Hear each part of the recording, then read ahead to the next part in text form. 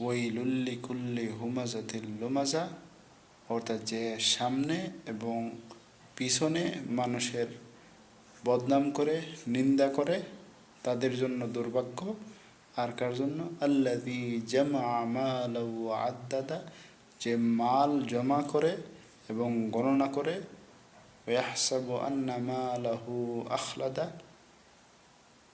কাল্লা লায়ুনবাযান্না feel হুতামাহ ওয়া মা আদরাকা মাল হুতামা নারুল্লাহিল মুকাদা আল্লাতী তাত্তালিউ আলাল আফইদা, যে মাল গণনা করে, হিসাব করে এবং যে মনে করে যে চিরকাল তার মাল তাকে রক্ষা করবে, কাল্লা, কখনোই না, অচিরেই তাকে এরকম এক আগুনে ফেলা হবে যা তাকে চূর্ণ বিচূর্ণ করে দেবে।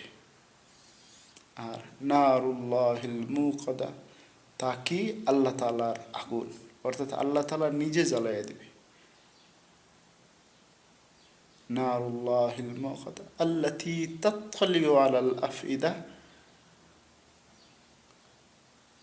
আল্লাতী তাত্তালিউ আলাল আফইদা, অর্থাৎ এরকম আগুন যা তার হৃদয় পর্যন্ত পৌঁছবে, তার অন্তর পর্যন্ত পৌঁছে যাবে।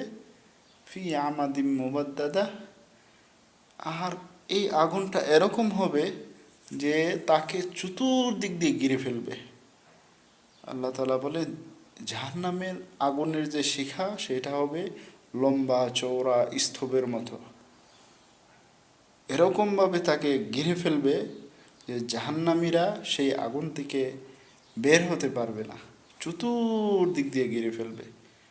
এই জন্য মাল সম্পদ বৈধভাবে উপার্জন করা কোনো দোষের কিছু না, কিন্তু সেই মাল সম্পদকে চিরকাল বেঁচে থাকার অবলম্বন বানিয়ে ফেলা খারাপ বিষয়। মানুষের সামনে এবং মানুষের পিছনে মন্দ বলা, নিন্দা করাও দোষের বিষয়। এই জন্য এইগুলি থেকে আমরা কি করব? বেঁচে থাকার তৌফিক যেন আল্লাহ তাআলা দান করে সেইভাবে চলবো, সেইভাবে চেষ্টা করব। বেঁচে থাকার তৌফিক যাতে আল্লাহ তাআলা দান করে সেইভাবে চলবো। আল্লাহ তাআলা আমাদের সকলকে রক্ষা করুক, আমিন।